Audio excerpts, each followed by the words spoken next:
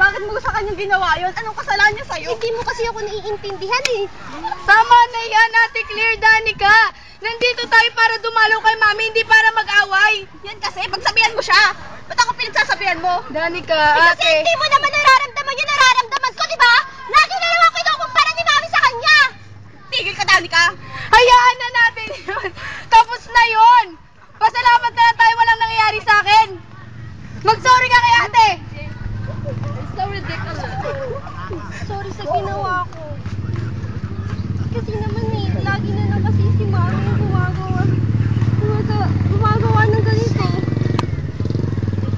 Kaya hanggang ngayon, hindi ko alam kung malulungkot ba ako.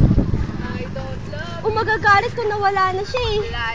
Pero Ate Claire, sorry talaga.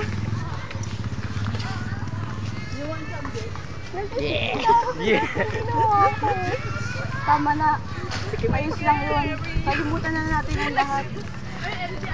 Magsimula tayong uli. Nagbago na naman.